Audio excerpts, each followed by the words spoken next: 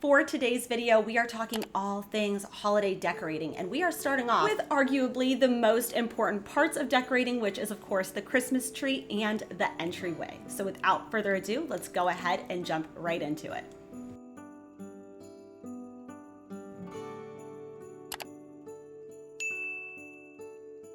Starting off with the star of the show, which is the Christmas tree. And there are 1,000,001 ways to decorate a tree. People are really just going bananas for this Ralph Lauren Christmas theme. But last year, Kristen Forgione from the Lifestyle Co. shared this image, and it has been living rent-free in my mind for a solid year. So that is exactly the scheme I was going for. When it comes to the tree, I actually listed my thrifted Christmas tree on Facebook Marketplace and made a profit and ended up picking this one up. It was 45 minutes away and the lights did not work, but I had big plans for this free tree. Oh my God. You guys, I never want to lead you down an insane path, which is exactly what this was. This was absolutely insane. This took me 3 hours to take off all these lights. Yes, the tree was free, but if time is not on your side and you can spare the $200 that this tree originally costs, just do that, because this was so time consuming. So now with all of the lights finally removed, I just need to go down to the basement and grab the lights that I shared with you guys the last several years. They're from Amazon. I absolutely love them, which is partly why I decided to pick a free tree, because even though the lights didn't work anyway, I had lights at home that I already wanted to use from previous years. So now, one thing that I don't know that I've shared with you guys in the past is when you're doing your lights, it's actually more helpful if you do your lights the same way that I do. I don't just wrap around the tree over and over again. I take each branch, I wrap that branch, go back around it, and I weave each individual branch, just basically like a pre-lit tree is. But again, another thing that takes more time, but if you want it to be really elevated, really beautiful, those time-consuming projects really pay off in the end. Another thing that I wanted to mention, I think this should be obvious and I'm sure most of you know this, but just in case you don't, just make sure you're testing your lights from last year before you put them on the tree, so that way you're not doing unnecessary work if they are burnt out. Thankfully, all 5 of these lights still worked, and for reference, I used 5 packages of these lights for a 7.5-foot tree. And I also like to do my lights in sections without everything already being attached. I think it's just easier to work with things and you can see it a lot easier without all of the pieces being connected. So I first did the bottom section, then the middle, and then of course the top. I think before you go and buy anything for any season or holiday, you really need to take an inventory of what you already have.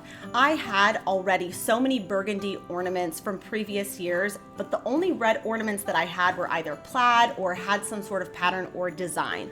So basically, anytime I went to the thrift store, if I came across any solid red ornaments in different sizes, I grabbed them. And over the course of several weeks, I was able to find so many of this type of ornament. I also had to go to the Dollar Tree to really fill up this bin here, but again, super affordable. I believe I spent $18 at Dollar Tree for all the ornaments. And then of course, everything else you see here is in fact thrifted. And again, going back to my inspiration image, what I loved about this tree was how organic it felt. I've seen cluster trees in the past, so that part isn't necessarily new, but those trees are almost just too perfectly placed, if that makes sense. So to get started on a tree like this one, I needed to collect a lot of ornaments in different sizes, and I personally chose to use wire. I think a lot of people like to just use string, which would be fine, again, if you're just going for that really perfect look. But in order to really shape it exactly as I wanted to, I just decided to use some wire here, just stringing all of the ornaments along, just making sure that the first ornament that is placed, I lock that one in place so every subsequent ornament can just stay exactly so. Leaving a small tail on either side, just so that way I can then attach it to the tree. And I tried to just focus the largest ornaments that I had towards the bottom of the tree, then just using smaller ornaments as we get to the top. I also really like this from like a safety perspective. If you accidentally like bump your tree, you're not going to knock off any glass ornaments because everything is really locked in with that wire. With the clusters completed, now it was just time to move into the other components of this tree. So there were so many tapered candles on that inspiration image. So initially I had ordered the clip-on candles, but then I really just hated the way that looked. I don't like the fake wax coming down, as well as it was impossible for me to get these to stay straight. So I ended up ordering these instead on Amazon. I will link these in the description box below if you're interested. Each pack comes with 6 tapered candles, so I ended up ordering 2 boxes just so I could stay under that budget of $100 for the tree. So once the candles were placed, it still just felt too sparse. So I needed an ornament that was really skinny and long, and thankfully last year at the Goodwill bins, I found this pack of 20 glass icicles that are so beautiful. So to really beef up that area, I just decided to place several of the icicles around the candles. So again, sticking with that clustered theme.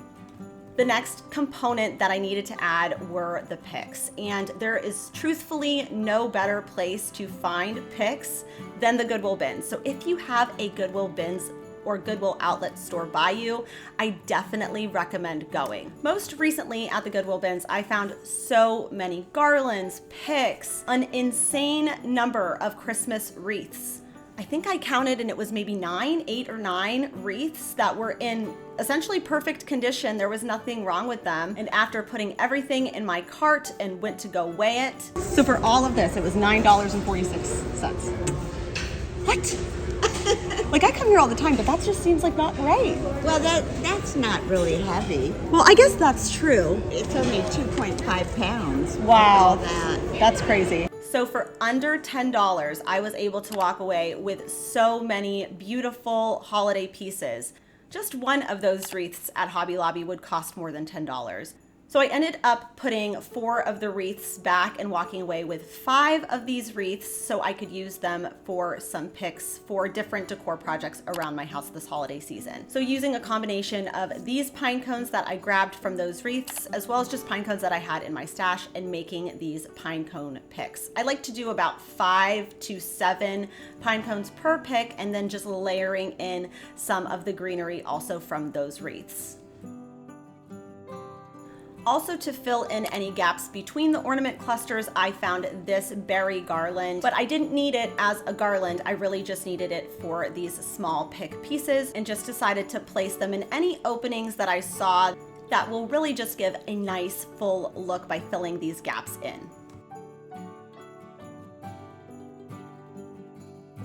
With the tree pretty much complete, now it's just time to decide on a tree skirt or a collar for its base. And my toxic trait is not allowing myself to buy something because I think I can make something similar. So when I found a good amount of this crushed red velvet fabric from the Heartful Thrift Shop for just $3, I couldn't justify the price of the one from Lulu in Georgia. So bringing the fabric in, of course, washing and drying it, and now it's just time to start assembling our tree skirt. Taking some quick measurements, I just needed to cut off about 9 inches from the longest side possible, so then that way I could fold it in half, and that can be our ruffled edge of the tree skirt. After looking at the dimensions on the Lulu in Georgia website, that tree skirt is 52 inches in diameter, taped down a piece of string to what I determined to be the middle, and then taking a marker, traced around to get that circle shape, so that way everything is nice and even all the way around. For the base, I ended up finding this tablecloth at the Goodwill bins, so I just decided that is the part that is going to be the bottom of the tree skirt. So placing what I had just cut out from the velvet fabric, I'm just going to tape it down to the other fabric and cut that out as well.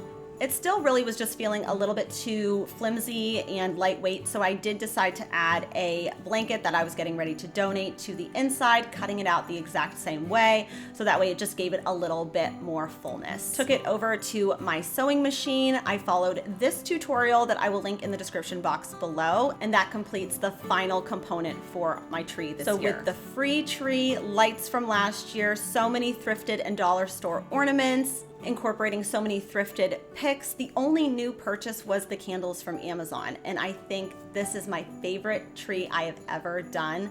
It is so beautiful. It feels so luxe, so grand, but it was done so on a shoestring budget.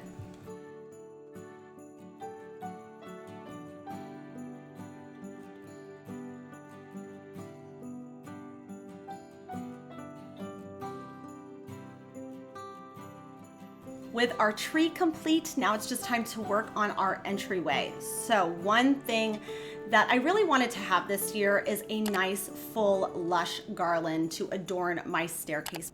Some of you may remember last year I found these garlands from mac.bid. Mac.bid is basically a bidding website where you can find, it's usually Amazon products, but there's some other stores in there as well. And you can get really great prices on things that are basically brand new for a much more affordable price point. So I found 3 of these last year, and I also found 2 cedar garlands this year. And just like her mom refuses to let anybody help her ever, but it is a really great resource. If you're not really into the whole thrifting thing, I would definitely recommend checking a website like this nearby you and see what you can find.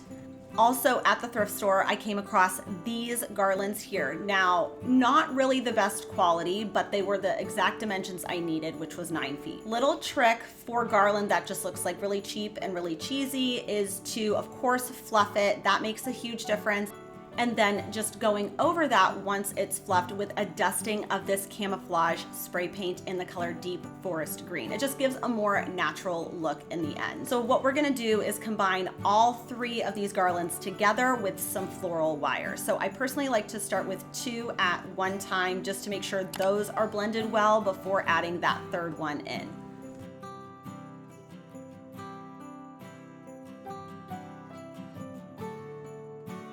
Because of how lush and full these garlands are, I did have to use some heavy duty zip ties. So I just need to paint the zip tie that is black brown so it just is a little bit more concealed on my stair rail. Finishing it off with some velvet ribbon that you guys might remember from last year. Just because it had been in the box, it was somewhat wrinkled, so I just pressed it on a low setting with my iron and it was good as new. With the stairs complete, now it's just time to style this table here. Some of you may remember I flipped this last year, and now it's just time to style it for the holiday season. So recently at the Goodwill retail side, I found this very interesting wall decor piece. I only wanted the bells, so unfortunately I had to buy the whole thing and ended up just donating that black cube shelf piece. So it came with a set of 3 bells, but I really wanted one of the bells to be a candle. So I just took my hacksaw, removed that top layer, which will basically act as like the cap to our candle. For paint, I just mixed up a little bit of antiquing wax and this bronze paint that I will link in the description box below. Grabbed some jute rope from the Dollar Tree and just tied that to the top of those hanger pieces. Just very carefully take a lighter and just burn those loose fibers to just give a nice finished look.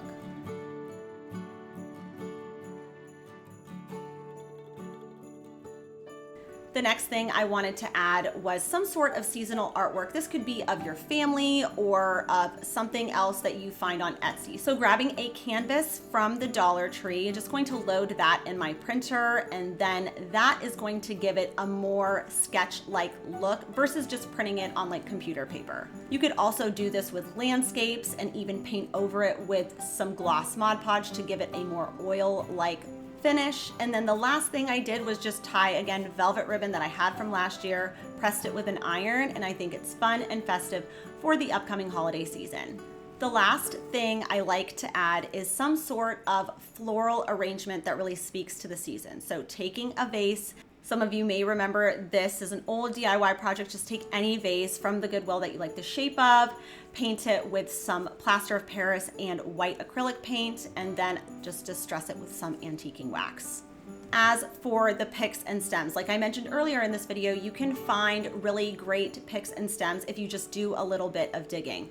So I combined several of these picks together, but one thing I do like to add is something real, especially on an entryway table or on a kitchen island, because that kind of tricks your mind into thinking that the whole arrangement is real. Some of you may remember this basket as well. It was $3 at the Hartville thrift shop, as well as these birch logs I also found from the Hartville thrift shop, which were $3 a piece. Most recently, I found this almost like tartan blanket, and we are just going to add this inside of the basket as well.